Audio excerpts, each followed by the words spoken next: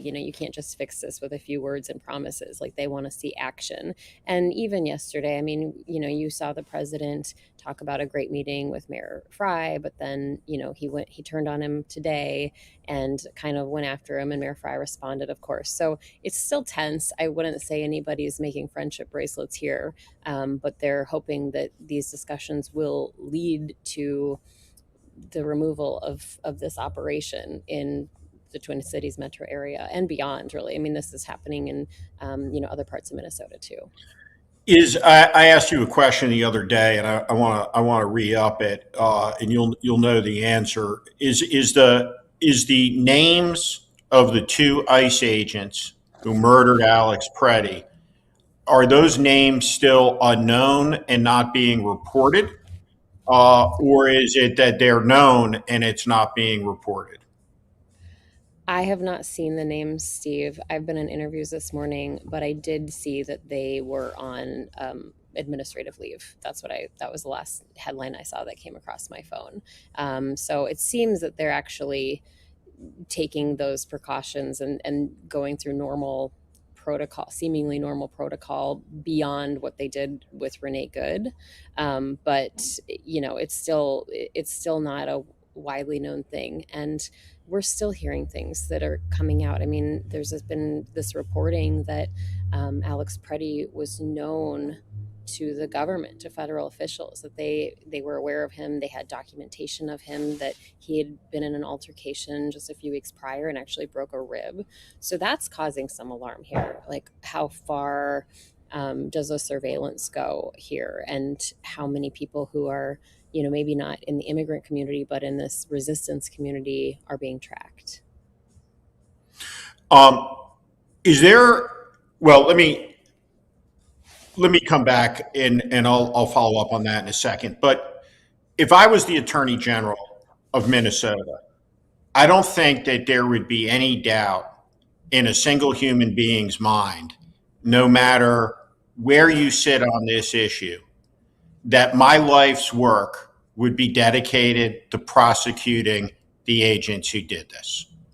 I would get them if it was the last thing I ever did. Do you get the sense that Attorney General Ellison in Minnesota shares my passion for his job? Yes, I do. I think that they are trying every legal avenue at this point. I mean, we've seen the lawsuits filed to remove ICE, in general. But then beyond that, I think that they are trying to do whatever they can. I mean, we saw the Minnesota Bureau of Criminal Apprehension actually on scene yesterday. And so, that's progress. That's progress, right? And to have the evidence preserved, that's progress for them. So I think they're going to do everything they can to continue that effort. When you talk about the surveillance, have you talked to any state legislators, or is the governor or anyone on the governor's team focused on trying to uncover the links between ICE and, say, some of the technology companies? While they may have no standing to investigate ICE or to subpoena ICE or subpoena federal officials, the Minnesota legislature does have the power to subpoena technology executives who would sell, for example, the surveillance tools to ICE and get a handle if those technologies are being employed against citizens in Minnesota. Is there seemingly any strategy to use the full power of the Minnesota government's sovereignty to get to the bottom of some of these things, or are people so on their back heels because of the crisis that they're just not in a position where they're taking that type of initiative? I think that I'm not in these conversations, and so they're like, I think you make a good point. They are on their back heels. There's so much to respond to, which is part of the strategy, as we know, the flood the zone strategy that Steve Bannon talked about. So I think that is part of it. But I will tell you that there are lawmakers from at least 23 states traveling to Minnesota tomorrow, and they are holding a press conference at the state capitol here in St. Paul. And so I imagine that will be discussed. Additionally, the FBI has warned that they're going to start investigating what they're calling activist groups, this like broad resistance. And so, when you get notification of that, when you hear Kash Patel say the FBI is going to start investigating, I'm sure that they were looking into this. We've seen just incredible use of technology here, and it both helps and hurts this resistance movement, right? I mean, because they can coordinate quickly and use this broad network in an instant and reach a bunch of people, but it's also been infiltrated, and so they're using Signal, and these groups are being infiltrated regularly. And I just saw one of the independent journalists who has been out documenting as much as he can, and he's been taking a lot of videos of these raids and these detainments by ICE agents. He had a right-wing influencer show up on his front door and record a video and threatening him and basically saying, we know where you live and there are consequences to what you're doing. So it is dangerous work what's happening here, and they're worried. The people who are trying to be part of this resistance on so many levels, they're worried about what it could be. So they're using code names. I mean, it reminds me a lot of what I've read about in history books and books about Europe in the 30s and 40s, and kind of the same tactics used with knowing people by code name and not actually knowing their face or where they live. You spent some time with those resistance leaders in the state, the opposition groups. What is their morale? What is their mood right now? It goes from being totally engaged and angry and motivated and hopeful that they're making a difference to feeling total despair. I think it just runs the full spectrum. And I talked to a woman today, and she said that she's either like hyper vigilantly engaged or almost like non-respondent. There's no in between, because it's just constant work, and being part of this movement has just become normal part of their daily life, like walking a dog, checking Signal, going down to the corner, making sure you don't leave the house without your whistle. I mean, these are things that they're thinking about and doing on a daily basis. It's incredible, this network, and how they continue to stay activated and engaged and motivated, and there's just always somebody. And she told me she showed up to a training on the day that Renee Good was killed, and they didn't know what to expect, and more than 750 people showed up that day in just that one meeting to get trained on how to stay legal, nonviolent, how to be effective, how to not harm the people they're trying to hurt inadvertently. And so it's pretty incredible, and so incredible, I think, that's a lot of them feel like that's why there's been so much discussion about, well, they're paid protesters or they're paid activists. And I know that's being floated again today,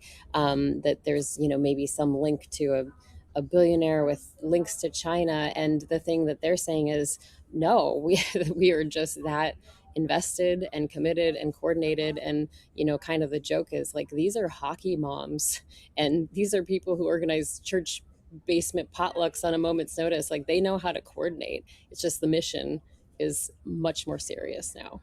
All right, last question for you, and I'll let you go. I know you have a lot of things ahead on your day. I'm going to put you on the spot here, and and I'm not asking you to make a political prediction, but to talk rather about a feel in the air, a mood. And for those that don't watch the Grounded podcast, you should.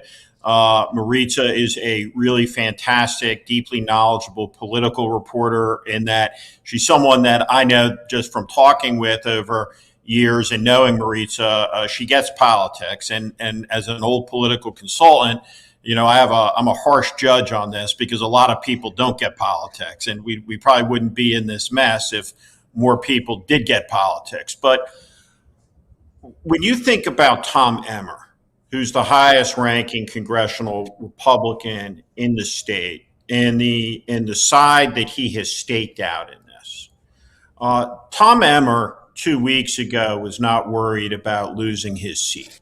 Should Tom Emmer be worried that he may be in a competitive race here? Can you see a scenario where the Republican Party is destroyed effectively in the state because of this? I think that if there's anything that would destroy it, this is it. I mean, um, we've become so desensitized to so many things, horrific things that happen in the world, because we're just constantly bombarded with news and, numbers and headlines that just really kind of become headlines. But on the ground here, I mean, you cannot avoid this. Everybody knows somebody affected by this. And there is such an emphasis on caring for your fellow neighbor here and seeing humans as humans. And so I know we've seen some language from Tom Emmer that has flipped on how he used to sound when he talked. And I think that there is something that's happened just this past week that we've seen. All of a sudden, I'm seeing Republican politicians call for an investigation, and it seemingly happened all within the same day. And I've heard some people in the political sphere speculate, well, yeah, that's because it's planned and they're being told to do that, and it's kind of a coordinated effort and approval from the administration. But people on the ground here are frustrated. And like I told you the other day, I talked to some conservative people down at that protest the very same day. It's hard to even believe. Just later that afternoon, that Alex Pretti was killed. And they said, this is not what we want. We saw, a gubernatorial candidate who was a lawyer who provided legal counsel for, the officer who shot Renee Good. He said, this is not what I stand for. And I am not only backing out of the race, but essentially said, I can't be part of the Republican Party if this is what it means. So I think there is a sea change here.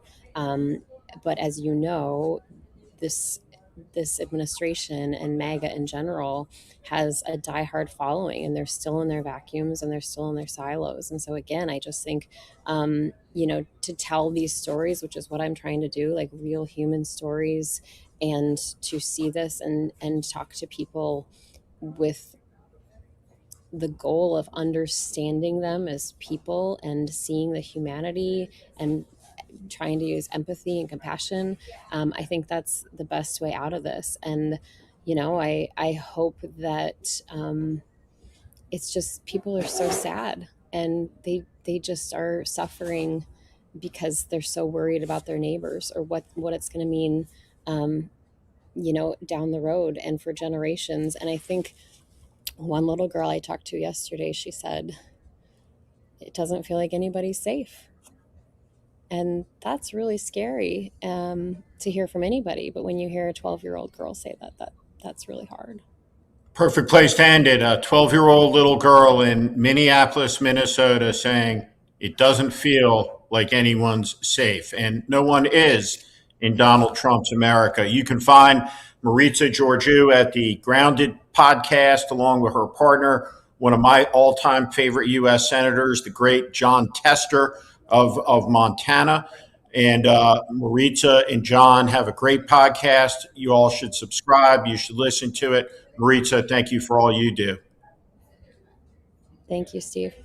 You bet. Let's go to Greenland. We have Black Man Spy Malcolm Nance. We have Dean Blundell live from Nuuk. Gentlemen, how are you? Yeah, we're good, buddy. We're good. It's it's funny. We're listening intently to you. The incredible reporting from Maritsa in Minnesota, and while we were listening, this will set the tone for the conversation today, Steve. While we were listening, someone with an American flag, presumably an American, tried to run the American flagpole up the Nuuk, Greenland sacred flagpole right at the center of town, at the harbor, right in front of the Mother of the Sea statue. Yeah, the cultural center of Greenland. And I mean, we're talking about a cultural center that houses 4,500 years of indigenous history. So, we're ready to talk about that. Just happened right now? That literally just happened right now. We just tweeted it out. If you go to Twitter, Malcolm. Yeah, there's the video. Yeah, it's police showed up. They confiscated, this is the good news, obviously. They confiscated the flag, and you saw a gentleman, what appeared to be in a camouflage coat, come and ask for the flag back. He's not getting the flag back. But that'll set the tone for the conversation today, Steve, here in Nuuk, Greenland, where Greenlanders are currently still preparing and escalating their preparation because this isn't going anywhere. Well, do me a favor if you can, and the authorities would agree to it. Malcolm, if you can get your hands on that flag, let's bring that flag back to the United States, and let's have that desecrated flag turned over to the American Legion where it can be properly burned and disposed of, which is what we do to put down an American flag that's been damaged, that's been desecrated. We burn that flag with honor. That's the proper. And so, that's the proper way of disposing of a flag. But let me explain what happened here. Someone, most likely an American, who spent thousands of dollars to get here. Just the flight from Copenhagen to Nuuk is almost $1,500 round trip just from Copenhagen. And from Keflavik is double that. But this person came here to carry out this stunt, whether it was, some influencer who comes to put the flag up. It's ridiculous. He desecrated that flag, not the police of Greenland. Yeah, of course. These cops who are here are from Copenhagen, and they're on rotation. They don't live here most of the time. So when you get a disturbance where they go right there, that cultural center is actually where the parliament is, the police station is, and where they do all the major cultural events and briefing. And he takes down one of the Greenland flags and runs up the American flag. The only saving grace here is, and you're right, I'm going to go see if I can get that flag back. But the only saving grace here is that I wasn't around there, because I would have beat his ass. I mean, we don't need America being, these chaos agents who he may have been sent here. Thought this was funny, one of the Nick Shirley type characters who will come here to create an international incident. These people here are already on pins and needles.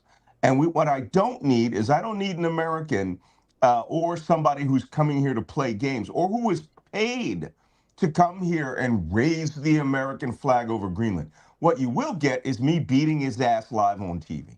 That's all you're going to get. I would love to live stream it. Steve, if I can, I just want to interject. This was in a place where we left 15 minutes earlier. So, that was that young little prick's lucky day, because we were with Jacob Carsvo, Danish intelligence, who also has a streak to him, and Mr. Malcolm Nance. So, we haven't had a chance to decamp about it, but yeah, I mean, that is his lucky day to try that stunt today for sure. Yeah, it's going all over their internet. So you two ran into a Fox News reporter, I understand, yesterday, and he was surprised, Dean, that you had no idea who he was, I'm told. And then I'm told that Malcolm Nance gave the Fox News reporter a piece of his mind. And before we get into that, do you think there's any chance the Fox News reporter is there to capture the stunt on film? Was there a camera out there? Was the Fox News guy ready to film the American flag being run up the pole in coordinated action? I don't think so. That guy, all the major networks are here. CNN left after they had the big stunt of, thinking like they were going through a blizzard where it's been really wonderful weather here. But some of the major organizations are still here doing their interviews. And what happened was, I don't know who this guy was. You can look him up. He's some young, clean, baby face, really pretty boy. Yeah, very pretty. And we were sitting in a cafe, and he recognized me because he knew I was on MSNBC as a analyst. And he's like, "Oh, Malcolm Nance, how are you?" I'm like, "Oh, I'm fine." He goes, "Oh, I'm Joe Blow from Fox News." And I'm like, yeah, well, whatever. And more importantly, he goes, I said, "So are you guys covering this story?" He says, "Yes." And then he goes into, I said, "I can't even imagine what you're reporting on this, because I used to be an on-air guest on Fox News Saturday with Tony Snow, who became George W. Bush's press No, secretary before he no, passed away White from House cancer. colleague. Yeah. He was actually a journalist. And this guy he was no nonsense. And I said, yeah, I was on Fox News as a guest for almost a year when you had journalists. And I guess he took a little offense to that. And then he So said, how did well, he take offense? What did he? because What did he? I What guess did he say? Well, he how was he considers affronted? himself, I guess he considers himself a journalist. Steve wants details. Yeah, he wants details. So what I did next was I said, well, listen, I can't even imagine how it's being conducted on Fox News, but there is absolutely no need for all of this. He goes, well, we're going to have this great golden dome. And I was a Navy chief petty officer, senior chief petty officer, and I have zero tolerance for BS. Zero. And more importantly, I've got decades at this game. So when somebody comes up and says something ridiculously stupid to me, you are going to get a major recalibration. Okay, I'm going to bring you back into alignment of reality, whether I have to do it through tree line, counseling, or whether I'm going to do it through information sharing. So I brought him back into line because I worked at a national nuclear command post when I was assigned to NSA.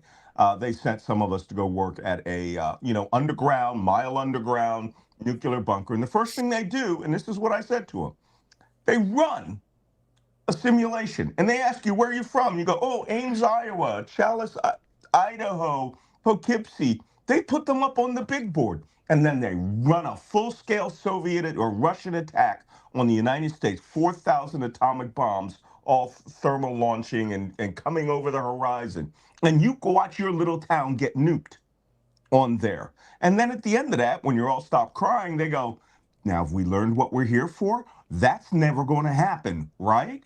Well, this guy says, well, Golden Dome would be able to stop that. And I'm like, no one's stopping 5,000 atomic bombs, you idiot. You're 23 minutes from the end of the world. Don't go around trying to BS people into believing that $1 trillion boondoggle will be something that we could actually assemble. It's just theft of money because you're all dying if that thing happens in real life. We have people who are realists. This is what they are here for. This guy didn't even know it. So anyway, So I what's worked on he? him for a few more minutes. What's he doing there? What's the story Good that he's there question. covering? Yeah, you know what? That's a great question. Good. We don't know what he's there to cover, and it was interesting because after Malcolm took his head off and served it to him on a platter at this little cafe in front of the cultural center, which just saw the desecration of the Greenland flag, he introduced himself to me, and I had no idea who this guy was, but he was incredibly fucking nervous. Pardon my language, incredibly nervous. Because Malcolm just, opened him up. And we started to talk about it, like the purposes of him being there. And, the interesting aspects of this are, the on the ground relationship making, the influence pattern here. Mhm. We've met several people, and being with, a career spy, being with two career spies, actually, Jacob Carsbro from the Danish intelligence, former U.S. Security Council Mhm. member. He's our kind of liaison, and he's also, he speaks the language, so he's a translator, but he's also incredibly valuable because he understands the entire history of the Denmark Greenland relationship. The interesting aspect of this is that Fox News reporter is taking information back that is a complete lie. The Golden Missile Dome is just another public grift. It's like the fucking, pardon again, I can't stop, Steve. I know you love me, but apologize. I'll try and keep the filth flooring down. The Golden Missile Dome is really like the Board of Peace, only with fake missiles, as opposed to a fake dictator group of people trying to pretend to replace NATO, right? So he was convinced that this was an incredible idea. But when we left, next night, go for dinner. Mary, who's the co-founder of the organization, we all have dinner with Denver Riggleman, Ken Harbaugh. We're sitting around the table, and I see him at dinner at a different place. And he's incredibly nervous, and he, says goodbye, calls me buddy, and falls and goes up the stairs. We had a great laugh about it, but then we started to kind of talk about the subversive nature of what the Trump regime does. They are paying people, and Malcolm can speak to this, looking for people to pay, Greenlanders to pay, going, door to door, not like ICE, but, trying to conduct relationships and pay different people here And it's not out of the realm of possibility that this Fox News reporter, who, thank God, I still have no idea who he is Well, one of those guys, right? You know, and you still don't know who he is I either. do now. So, you know, if indeed he was here to film this stunt, which I wouldn't put it past state-funded media, Trump state-funded media, Fox News to do, it's incredibly fitting, because the other reporters that are here aren't as front and center. You know, they aren't in the town, they aren't at the places, and we've been fortunate to go to a couple of places that you have to go to speak to certain people, and it's absolutely amazing, Steve. I know this is going to sound weird, but that gentleman from Fox News keeps showing up, and weird shit keeps happening around him. So whether or not he's conducting some sort of influence program, and the U.S. government is, you know, Donald Trump, his favorite people. I mean, but you talk about espionage and the way it works. That's how it works, right? You go and get somebody. So here's your man, Lucas Who is that? Tomlinson. Lucas What's his name? Tomlinson. Lucas I wonder Tomlinson? Yes. if you Naval see him Academy again. grad, Naval Academy grad. 2001. He worked on human terrain teams in Afghanistan. And I'm going to recalibrate him again, because see, as a chief, officers who screw up in front of me get it twice. All right? And he obviously wasn't a very high-ranking officer, or he would have tried to pull that, you know, I'm a major, I'm a lieutenant commander, I'm a whatever on me. But, you know, like I said, my job, officers sign off on my work. I actually do the work. Okay? And to have a guy like this sitting here praising the Golden Dome and Pete Hegseth, and I had some choice things to say about Pete Hegseth, too. But, you know, this is the kind of guy, he's probably striking to be Undersecretary of Defense, or Assistant Secretary of the Navy by sitting here and kissing ass on the Trump agenda. And you cannot do that in front of me when I have worlds more experience. I was here a year ago warning about what's going on today. And here we are. Of course, the U.S. ambassador to Greece, Kimberly Guilfoyle, famously fired from Fox News for sexual harassment and misconduct. So maybe if you see him later, you can ask him two questions for me. One, is Jesse Waters stupider than Pete Hegseth? And two, did Ambassador Guilfoyle ever try to grab his cock at work? and then if I was there, I'm calling HR. And if I was there, those yeah. would be my two questions, and then I'd tell him to get the fuck out of there.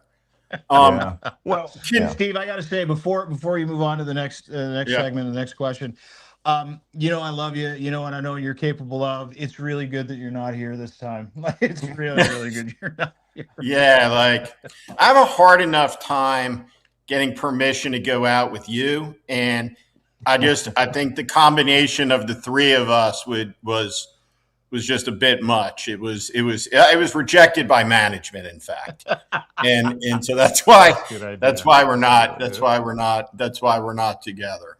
I know. Well, when you think about this guy trying to run the American flag up the pole there in Nuuk, what's the reaction going to be on the island as this becomes news and across Denmark? I think that there's going to be a small backlash at the local level. The thing is that, you know, other than people like myself, it's sort of hard to tell an American from a Dane. But, you know, which is why I'm very interested in finding out who this individual is, to see if we saw him before, if he spoke to him, or if it's just, you know, one of those influencers down there. And we're going to Daddy's Bar tonight, right? Which is where Trump is. And we know we're going to run into that guy there, right? He'll be bragging about this, and then he'll get his ass kicked.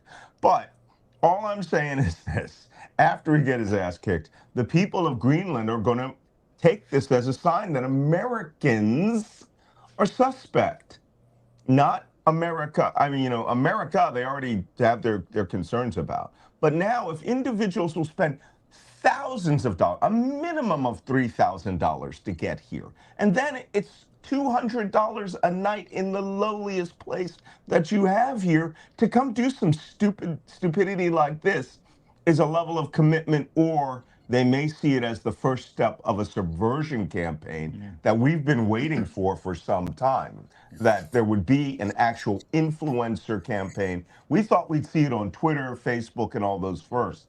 But this, if somebody had done this, you know, it would be the first thing they run on Fox News. It would be Trump would be retweeting it, and then we'd be back to square one, and people would be stockpiling 5 days of food and buying, you know, ammunition and gun from the gun stores that are all over the place.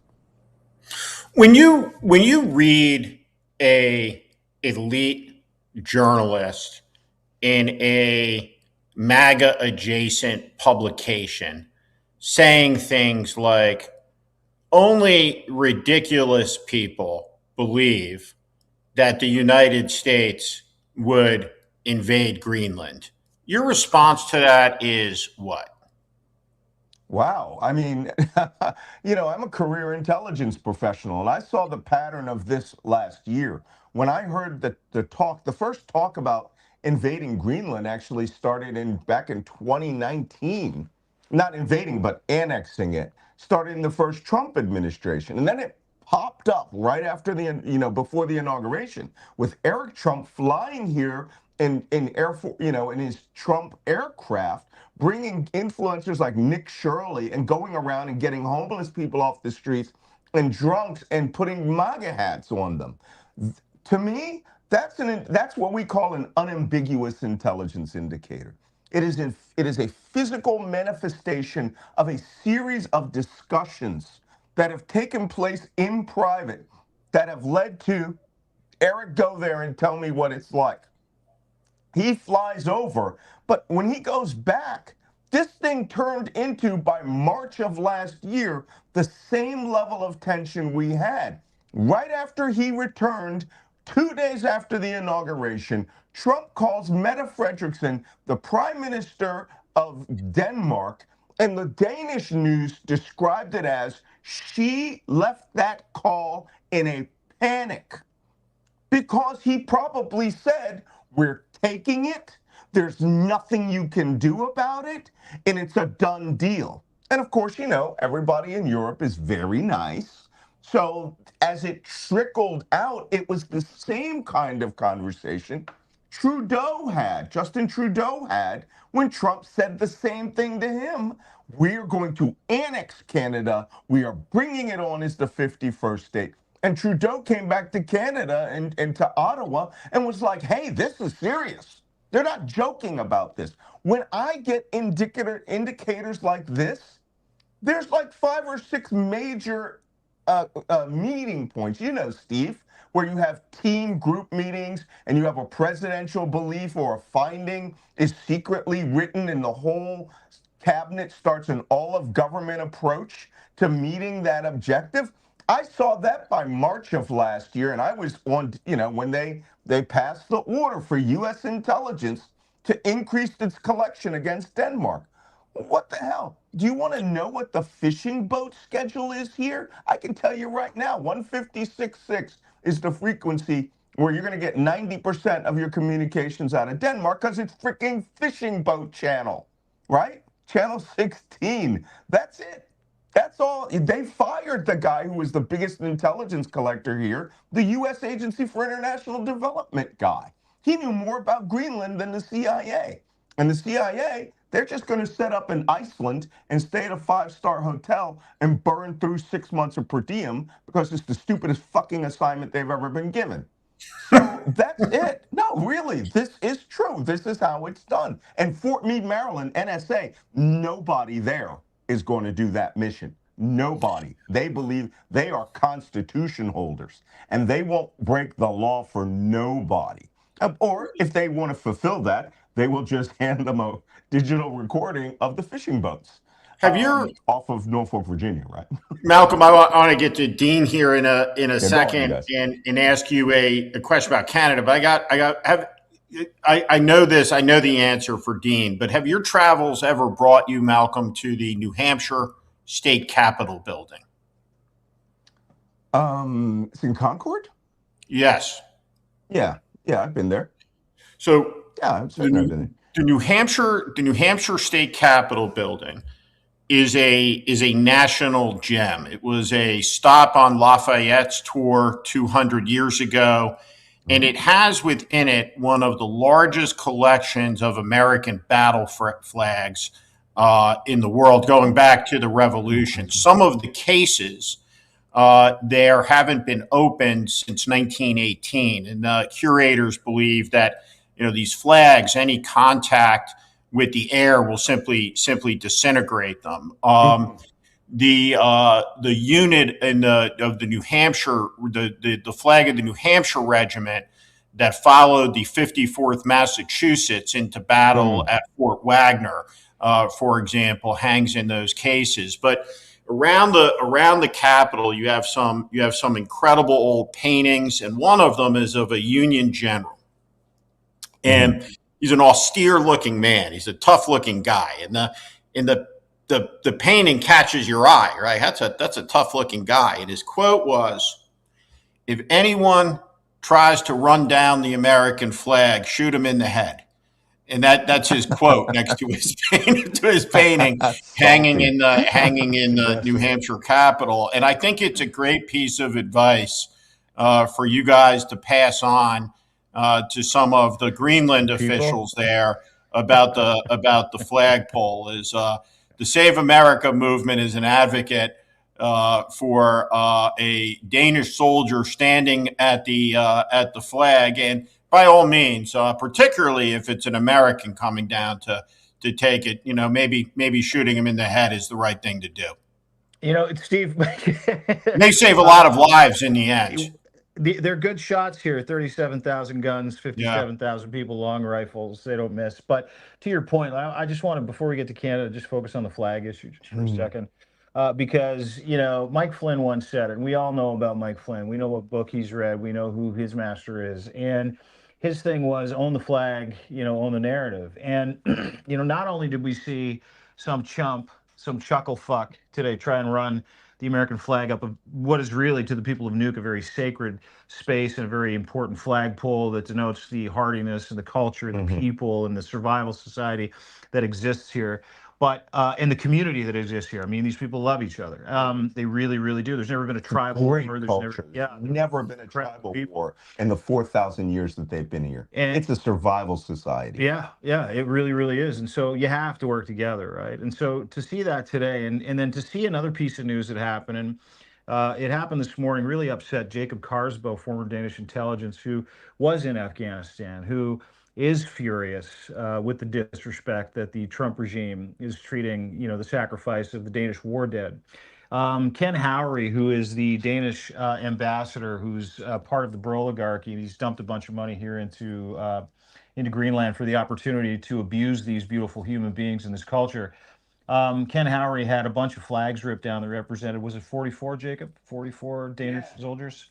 44 Danish soldiers that gave their lives for the United States of America after 9/11 and Article 5 was triggered, right? They answered the bell, as did so many. And so, after Donald Trump disabused them of the sacrifice that their sons and daughters made alongside Americans, when Donald Trump said they laid back a little bit, they didn't really do too much. The people of Denmark went and planted these little flags on the end of sticks in the flower beds in front of the Danish embassy in Copenhagen. Within an hour, Ken Howery had them all ripped out. All of them ripped out. Every single one. And today there are not hundreds, but thousands of Danish flags in those potted beds today. And Ken Howery is the American ambassador? The American ambassador who's he's the tech bro who is trying to get Greenland for Peter Thiel and the rest so that they can create a tech bro network city here. Practice. We will we'll talk about him a little bit offline, and some actions we'll take there to be in support of the Danish people. You mentioned the name Justin Trudeau, and I say two things about him. I say, first, thank God he's gone. And two,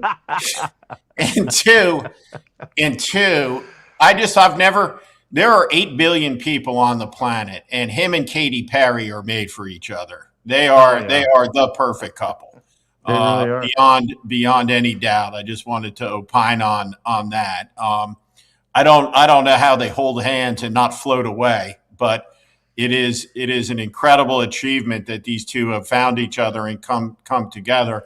But now Canada has a Iron Man as its prime minister, and the right man at the right time in the right place, Mark Carney. And I wrote about Mark Carney when he became prime minister, and I talked about in my piece that Mark Carney had a rendezvous with destiny, that Mark Carney was going to become the leader of the English-speaking peoples of the world, that he would become the heir to Winston Churchill, to John Kennedy, to Franklin Roosevelt, that it would be up to Mark Carney, not the feckless British Prime Minister Keir Starmer, but Carney, to be able to put into words the threat the world faces from the American fascists and begin to articulate to the world a strategy, a plan that in the end is the only way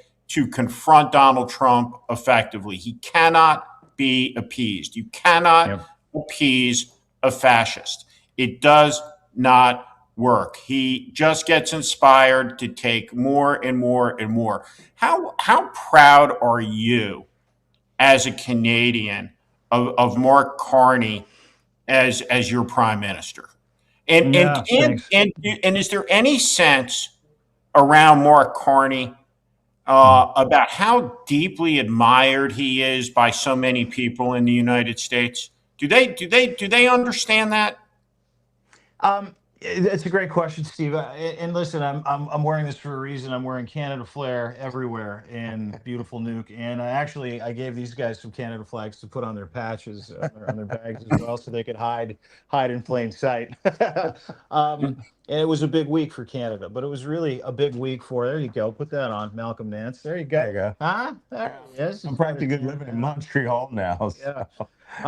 Yeah. He lives in Montreal. Steve, you spent a lot of time, half your time in the beautiful country of Canada. Listen, I have to tell you, dodging a bullet doesn't really do it justice. The fact that Mark Carney became our prime minister at this moment, at this time, Churchillian, absolutely. His speech in Davos really broke Donald Trump.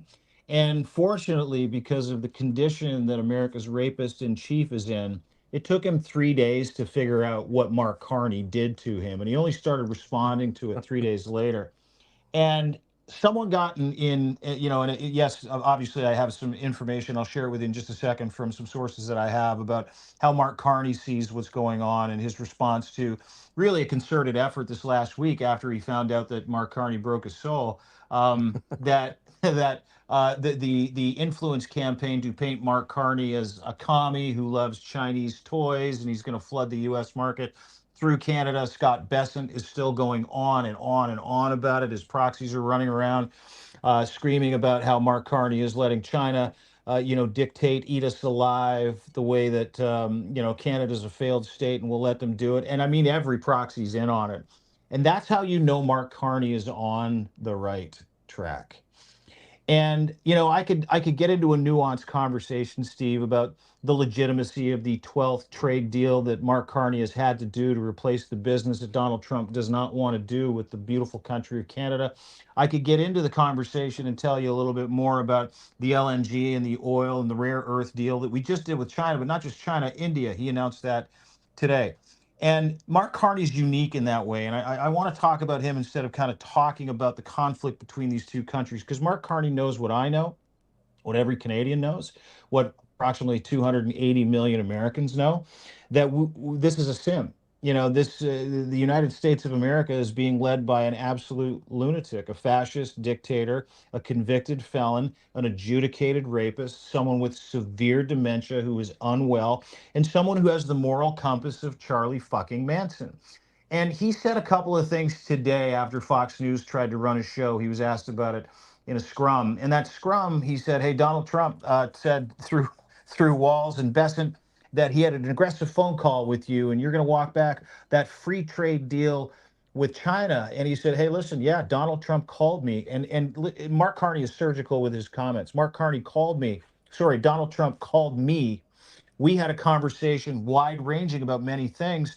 And I explained to him, and this is, I'm paraphrasing, but I explained to Mr. Trump, the president, that, yeah, we've got 12 trade deals, just did one with Trump. It's not a free trade deal, which is very important. Fox News called it a free trade deal. That's why they ran it up the flagpole. And we're going to do those deals. We're going to honor our word. And Donald Trump told me, that's great. That's great. Now, Mark Carney doesn't lie. And the other thing Mark Carney doesn't do is he doesn't bloviate or put himself at the center of attention, right? And in that moment where ego takes a backseat to doing the right thing, Marcus Aurelius always says this, always said, well, he said it once, and I repeat it always, but, stop worrying about what a good man should be and just be one. And Mark Carney is hyper focused on being that good man in the Western Hemisphere, where the biggest, armed superpower in the world is our next door neighbor, and they're threatening our security and the security of our allies. And he told the story of Donald Trump in Davos, which has now led to Mark Carney saying, I reiterated to the president of the United States on that call that I meant every word that came out of my mouth. Now, that is a tone-setting, precedent-setting example and a strategy and a playbook for every single member of the EU, to your point, to come behind Mark Carney and move forward with Canada. I could not be more proud, Steve, to be Canadian today. Not because, I like being cold and poutine's great and we're the country that ordered the chicken, you brought us the fish and we ate it anyway. I could not be more proud because in this moment, Mark Carney sees Donald Trump for who he is, and he undressed him. The emperor not only doesn't have any clothes, he's lying about the clothes that he says he has. And when this is over, will Mark Carney, back to your question, does he understand what he means? Mark Carney doesn't care about what this means to anybody. Mark Carney is appreciative, and I know this for a fact, of the support from Canadians and Americans for his values and virtues to continue to do the right thing because he sees America. We all do. And that's really the beautiful story about the relationship we have with the United States of America here in Canada, is we see the 280 million better Americans. We know who the MAG Americans are. We understand this is a sim. Mark Carney knows that too. And Mark Carney is not doing this for attention. Mark Carney is a multimillionaire. He was one of the smartest financial minds in the world. He had a couple of CEO jobs. He was running Brookfield at the time. He doesn't need this.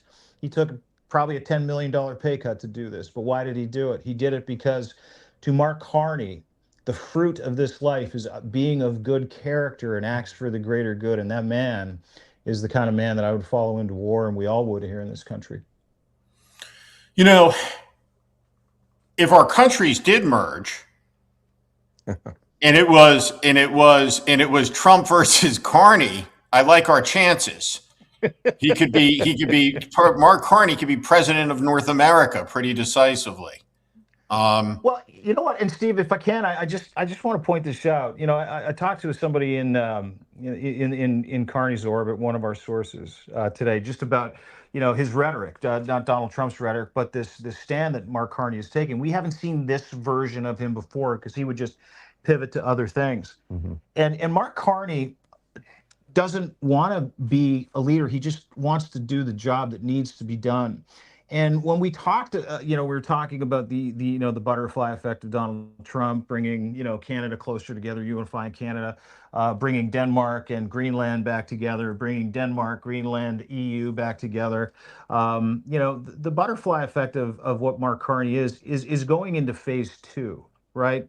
Phase two is someone that's going to start making hard decisions. And I would like everybody watching to really look for a couple of different signposts of Mark Carney ratcheting up the influence campaign to kneecap fascism in North America and the Western Hemisphere. One of those signposts is going to be a statement that he is going to make about crimes being committed against our neighbors, in Minnesota, across the United States, the execution of Alex Pretti. And I've been pretty bullish about calling him out on that. The other thing you're going to start seeing are some really hard lines being drawn by Canada as a partner of the EU when it comes to the possibility of some sanctions. And the last thing I will say is there's a one-shot arrow that's currently being discussed. And that one-shot arrow is this Treasury bond deal that brought you and I together, Steve, where we had that conversation. That's not just a trigger. That's a package that is on the table And that's a package on the table that you only use once because it will decimate the United States economy.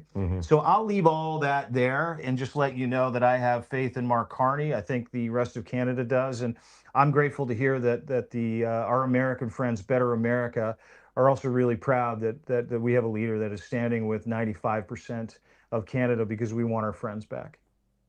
Malcolm, some years ago, I'm not sure exactly that I could put a pin in it, but I remember when I stopped seeing cops dressed like policemen, and they started to, in a small New Hampshire town, why is that guy wearing jump boots, bloused into cargo pants in this small municipality?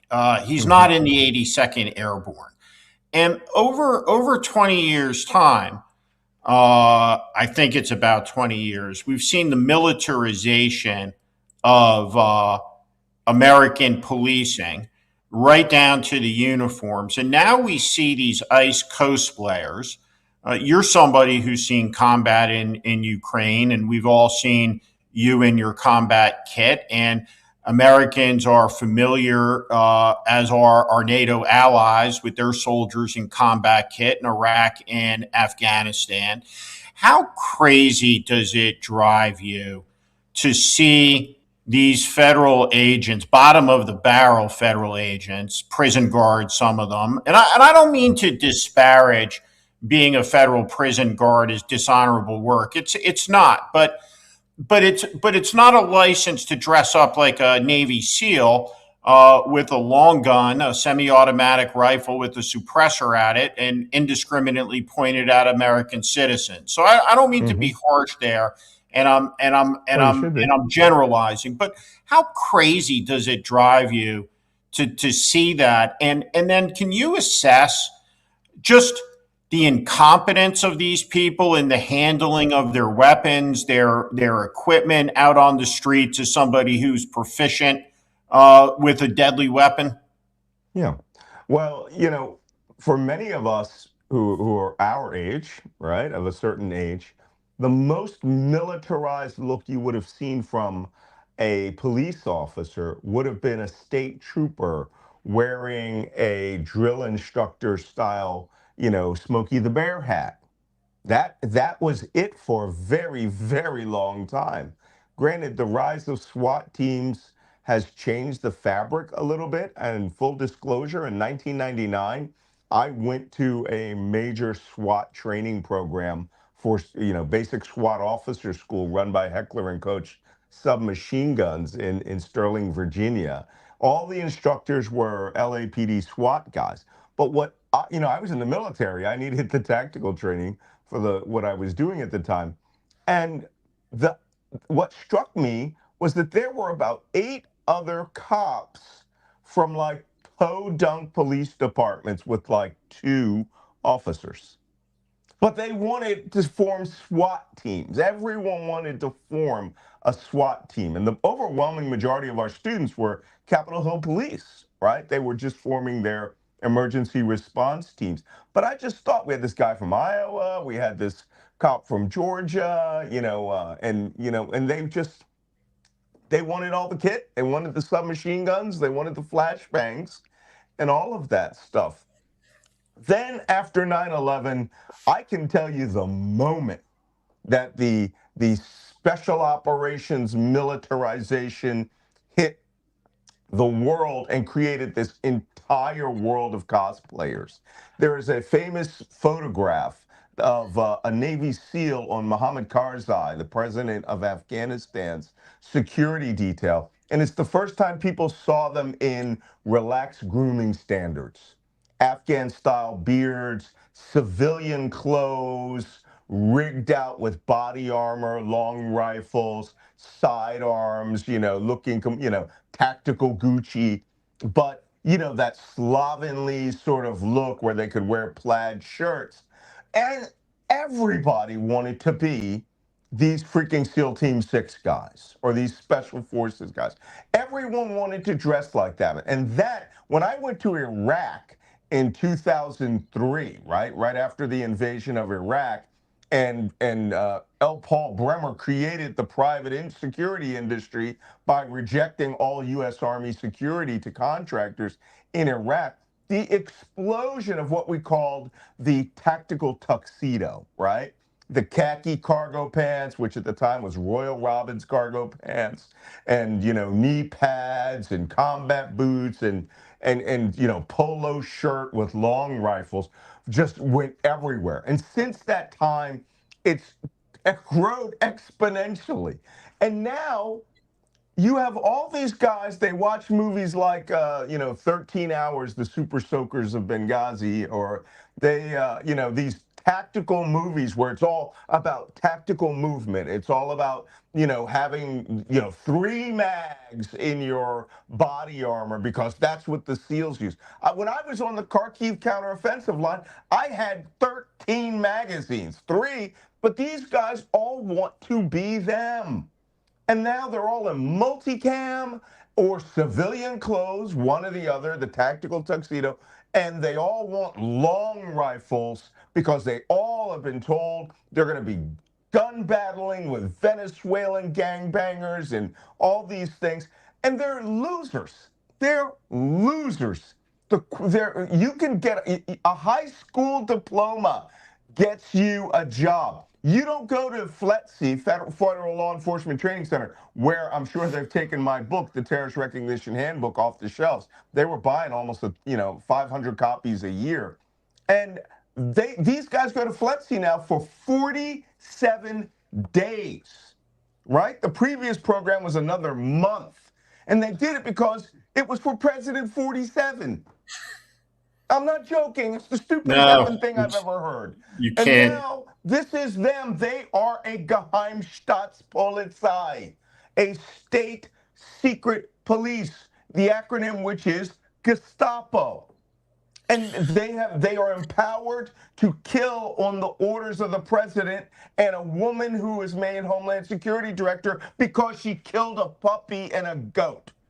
It's crazy. I can't stand watching these things.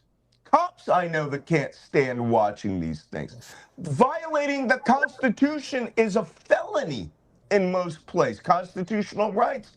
And now it's expected of you to abuse American citizens. This bullshit about they have reinterpreted search and seizure and that they can go into your car, smash your windows, enter your home without a warrant, wouldn't play at my house, right?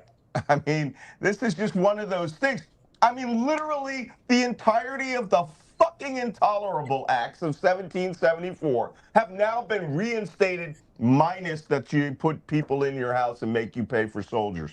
That's the only thing that's missing from Mad King fucking Donald the Last, coercive acts that he's putting against the American people. And we've just reached the Boston Massacre stage of this story. And it's probably going to get worse. There probably will be a no doubt it's going to get worse. We are, let me just say, everybody who's joined us, who's watching, thesaveamericamovement.org. Go to thesaveamericamovement.org. Look at everything that's going on. We are advertising in Washington with messages to Chuck Schumer about holding the line and making sure that the Democratic Party does not permit more ICE funding with no strings attached, that the masks come off, that there are independent investigations. We are advertising messages from the American people to the Danish people in Copenhagen. We have our team in Greenland. We have camera crews surveilling ICE, documenting, witnessing. But one of the things we have going on in opposition that I'm very excited about is our ad campaign built around the Melania movie, Make Fuck, Get Green Card. We have our posters going up all over the country. And they'll be out all over the internet later. Our goal is to visit as much humiliation on her as possible. She's as blood covered as Donald Trump is. And the $75 million price tag on this movie is one of the greatest acts of corruption, corporate corruption that I've ever seen in my lifetime. I will not ask you, Dean, to share with all of us your Melania impersonation, though it is incredible. And it fills me with a warmth and happiness inside that's tough to articulate. Yeah. But I know, Dean, that you've been a constant source of inspiration for me as we've put together the Make Fuck Get Green Card campaign for Melania. And as the movie gets ready to flop and embarrass and humiliate the Trump family, do you have any thoughts about it? Yeah, I do. And it's not necessarily thoughts in as much as this is a love letter to the world's most successful call girl / Slovenian hooker. This is just another attempt to sane wash, something so ridiculous. Melania Trump, if she speaks 7 languages and pardon my aggressiveness here. If she speaks Well, a lot 7 of high-end languages, call girls, I do, right? From Eastern Europe. they totally do. Yeah, it's strange how they're from Eastern Europe, and she's got Putin's phone number, and they talk about kids all the time. Anyway, be that as it may, the Melania movie in itself is not doing well overseas. One of the things that I think Americans should take real comfort in is that in the United States, I think they sold about 2,000 tickets. In the UK, do you know how many tickets have been sold to the 1 o'clock premiere and the 6 o'clock premiere? I have that number here. You're talking in the country. In the country. This is the entire country of England. What, 90 million people? 90 million? Melania. Wide release. Wide release means every single fucking theater that they jam this, Pretty Woman on Acid with the Epstein Files movie documentary list. 3,000. 3. No. 3 tickets. 0. 3 tickets. They've sold 3 tickets. tickets. 1 to the 1 o'clock and 2 to the 6 o'clock. And they were all wearing trench coats. Yeah. Carrying Kleenex. And furry masks. Yeah. No, listen, what a disaster. Who cares? I mean, no one gives a shit about Melania. No one gives a shit about this documentary. And again, if you've seen the Liberty vans that the Save America movement, and by the way, that was a lot of fun for us today because it was put in the chat and we all got it at the same time. We were sitting around on our computers and I'm like, hey guys, get a load of this. Make Fuck Get Green Card is being advertised in Washington D.C. for the premiere of the Kennedy Center. And then it was fucking dead. Presents. It was brilliant. It was brilliant. But you know what? That's what the time requires. That's what this moment requires. Enough, hiding, enough, being colloquial and using nuance to explain what that movie is, who these people are. These are a family of degenerates that have, the moral compass of Charlie Manson. These are not good people. And this movie is an attempt to propagandize Melania Trump into some, genius linguistic expert who has the ability to, make kids' dreams come true by butchering a fucking Christmas book on television. I mean, it's just so ridiculous. And then you think about where she came from. Let's just fucking throw it all on the table. You think about where this woman came from. She was third in line to a man who probably has more sexually transmitted diseases than Peter North. And he is who he is. We know who he is. She's standing by him knowing full well that he's in the Epstein files and that he's a pedophile and that he raped people while she was married to him. So if you're going to go see this movie and you think for a second you're going to see a hero, I don't think that's the case. I don't think that's the case. Okay. I had I have to add something to that. Yes, please, Okay. by all means. If any of you are scholars of antiquity, one of my favorite books, believe it or not, I got stuck on a submarine with it, and I read the entire thing cover to cover, was the book I, Claudius. And later they did a TV series of it. Well, Messalina was the wife of Claudius, and she ran a brothel in the palace. I mean, it became arguably, if you're looking at classic antiquity, if you go to Oxford and Cambridge, they will all say that history's most well-documented whore is Messalina. Until now.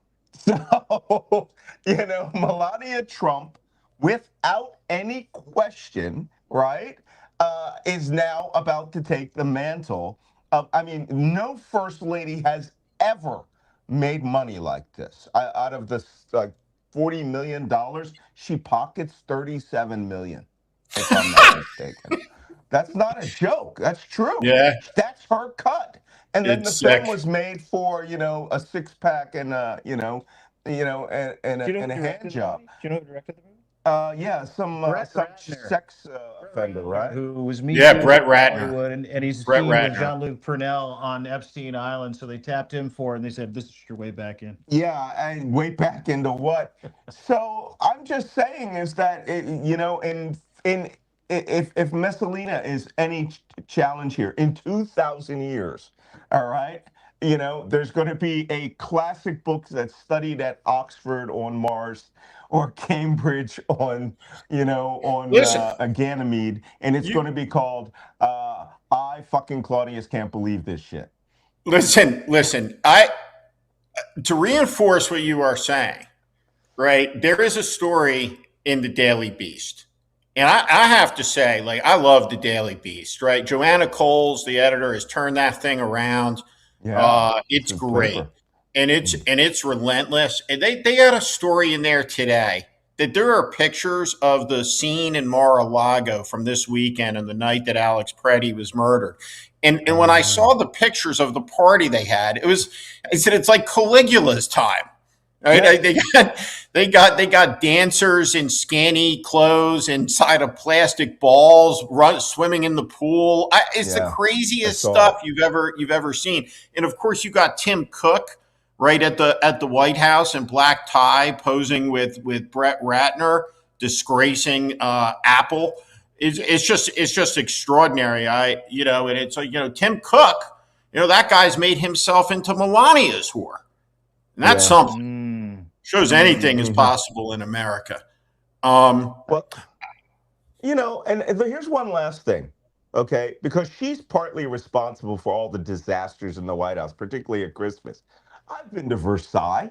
I know it's over the top. I've seen a million fucking miles of Rococo, but the palace of Louis XVI concubine, the Trianon, is actually beautiful.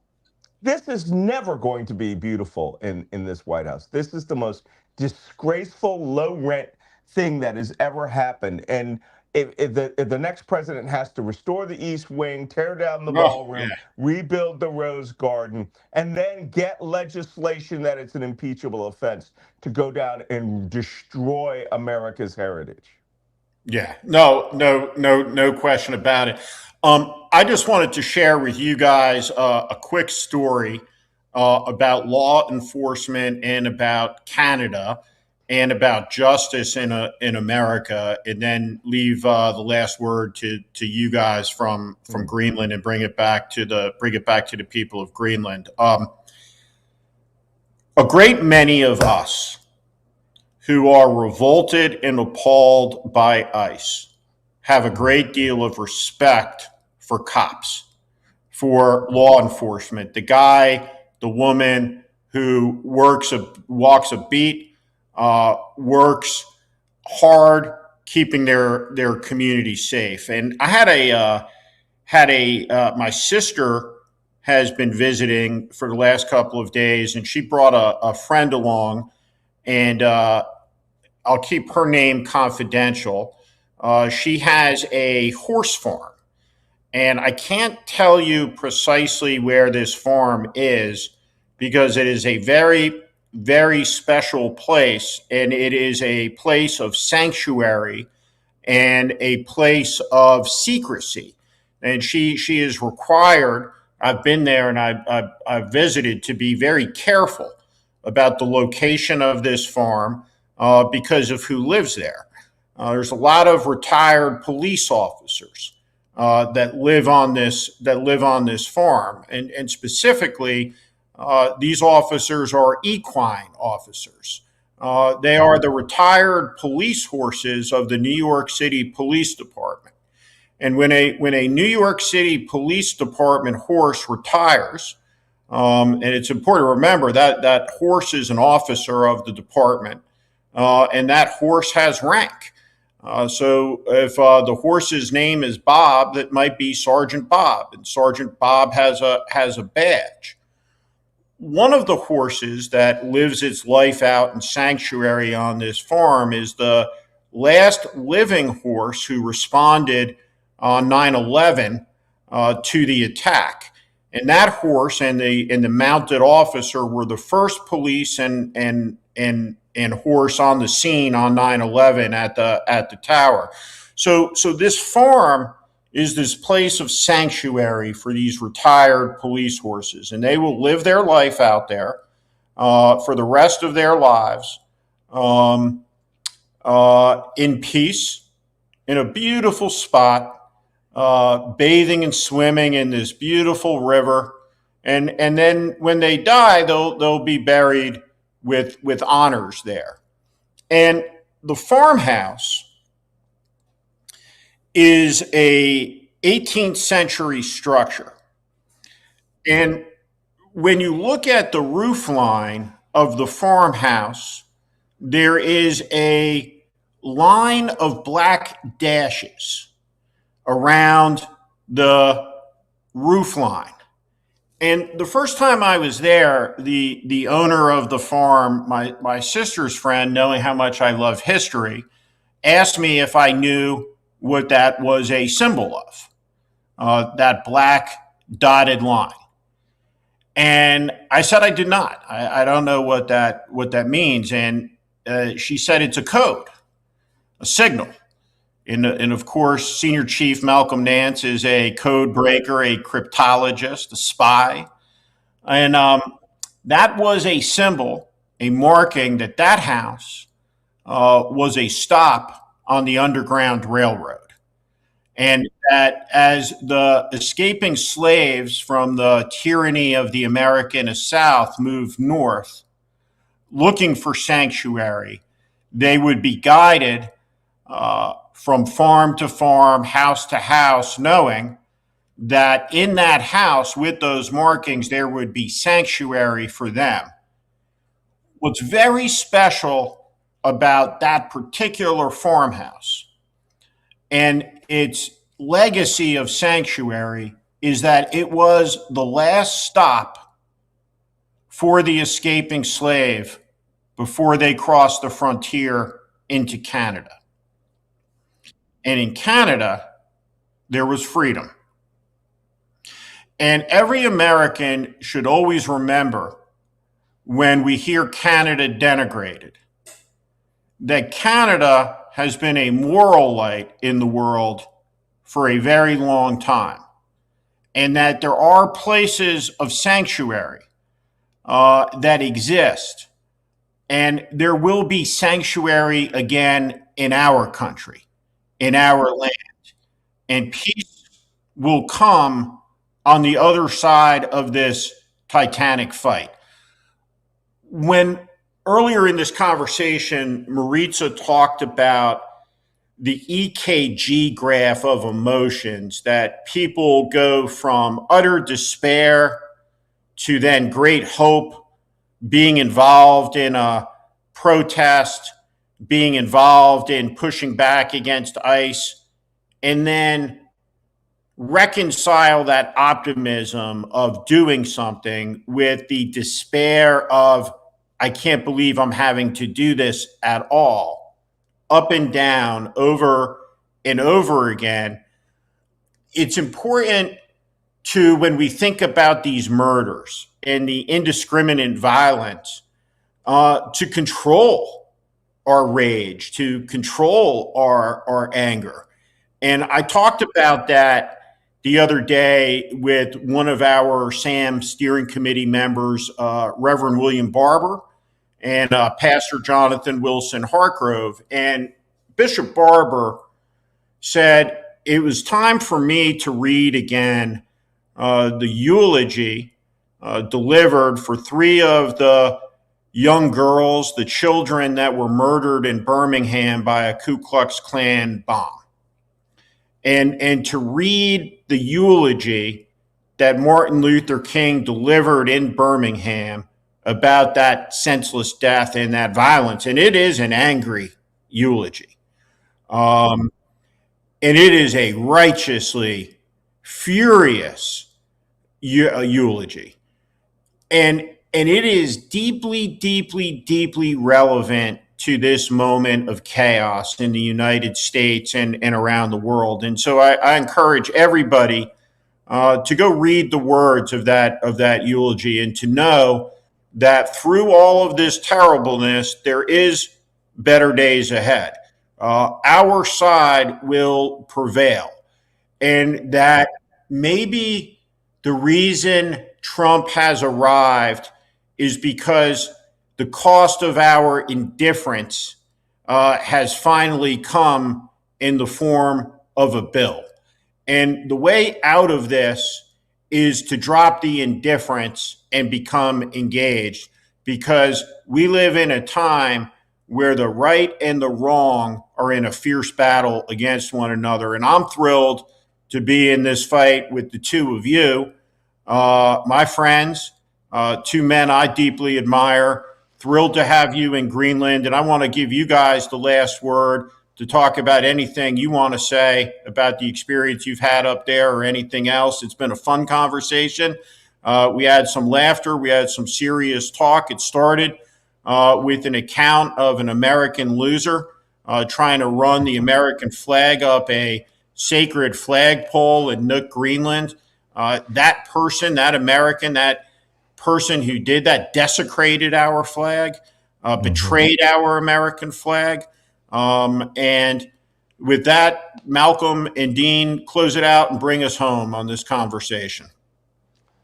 You know, I'm just sad that we have to reflect on these things so far from home, but being out of the United States, you know, our first 2 days here were crisis after crisis, where we couldn't even discuss Greenland. And then the city had a power outage, and every person in this city thought the United States was attacking, including the three of us. We actually went on a reconnaissance around the city to see where the generators were operating and if the airport's power was on, right? You know, because we projected that that's how they would invade, right? A special operation landing at Nuuk Airport when it was all blacked out. So it didn't turn out to be. It turns out that it was just bad weather. But this town was in a panic. This town was living in fear of America. It's just horrible that we had to come and experience that. But every person we meet on the street is wonderful. You know, they love people. They love each other. Many of these people recognize me from last year because the town's so small, you know, that when a black guy who's been on TV comes in on their local channel, KNS or KNR radio and television, they remember because time moves differently for them than it does for us. And I just love being around these people. They exude such, you know, great resilience. They live in this society. And these guys went to the museum today where they saw there's four, you know, mummies of three women and a baby that were in a cave from 600 years ago. They wear the exact same sealskin clothes made in the exact same manner as they are today. So this society never changes. But that America has now come here and has introduced panic, fear, and anxiety into them is just disgraceful. You know, Steve, you think things are a certain way. We were talking about it at lunch today. You know, you look at Greenland through the lens of the screen, right? Whether it's television or you're Googling it to see what it looks like, and you bring it up, and it looks like desolation, and you hear stories about it's the least densely populated place in the world, which it is. And then you come here and you meet these people and you understand the importance of what's important to them. You know, the values and the virtues that they have that in no way, shape, or form align with MAGA values or American values for that matter. And that was born out in a trip to Kapisishlip, which is this really small fishing community at the end of the second biggest fjord system in the world. There are two, the biggest fjord systems in the world are here. The two biggest are, one is on the East Coast, I believe, and one's on the West Coast. We were on the one on the West Coast, Nuuk, not far from us, 2 hours. We go to this fishing village, 40 people. It is very hard to live there. Three of us wiped out. The guy from Times Radio broke his camera. It is hard to live here, but it is so stunning to look at. You've seen some of the visuals and the pictures that the team here, and I tell you what, the Save America team is just incredible. From Ken Harbaugh, Denver Riggleman, you were great last night with these guys. The team and I all went up, Malcolm. Everybody was in this little fishing village, and it was so stunning to look at. I said, to our host, I said, Orla, who's the biggest influencer here, Ole Olsen. Everybody needs to follow him on Twitter. He's basically Mr. Greenland. I said, Orla, well, what prevents the oligarchy from giving up their Greenlandish dreams, owning, invading this island, and getting Trump to do his dirty work with the greatest military in the world? And he said, well, you can't buy land here. And I said, what do you mean you can't buy land here? And he goes, no one owns land here. And I said, well, what are these houses on? He goes, well, they're on pieces of land that we allow them to live in. They're allowed to build a house. Then he said something really important, which should really ring true with Americans, specifically MAGA today, that has a dream, or anybody that thinks it's going to be a great idea for Donald Trump to invade. And this is the seriousness of these people. He looked at me and he's like, the land owns the people. Right. The people care for the land. And I want that to sit with everybody today in terms of ideology and mentality. When you're applying an American view or a Canadian view or a real estate view or a geopolitical view or a military view to this, these people in Greenland are the most beautiful culture I've ever met in my life. But their compass, it points straight north. True north. In ways that, we soft North Americans and Western civilizations do not understand. Mm-hmm. And I think it's really a valuable, piece for everybody to take away today from this podcast and from this Substack Live, because that is going to be the reason why the people of Greenland will never leave. And that is going to be the reason why, no matter what happens, if indeed there is some kind of invasion, that it will not work. It will not work. If the land doesn't kill them, the people will. The weather because will. They mean it. Mother of the Sea, the cultural figure that did form the creation, which there's a statue down in the water, which has polar bear, otters, fish around this big bosom woman. Mother of the Sea. Mother of the Sea will resolve all problems. I mean, weather changes on a dime. The northern lights are going. That interferes with electromagnetic communications. And there's no place to parachute into here because it's all rocky mountain. And for 1,000 miles that way, there's nothing but a sheet of ice made up of mountains. By the way, no trees. No trees, so you can't even start a fire if you don't bring it with you. And no one's hiding. No one's hiding. Mm-hmm. Perfect place to end it. Malcolm Nance, Black Man Spy, Dean Blundell, the Save America movement, the Warning. Follow all of these sites. We will be back at you, and we will keep in the fight all the way, all the time, until it is over. Good afternoon.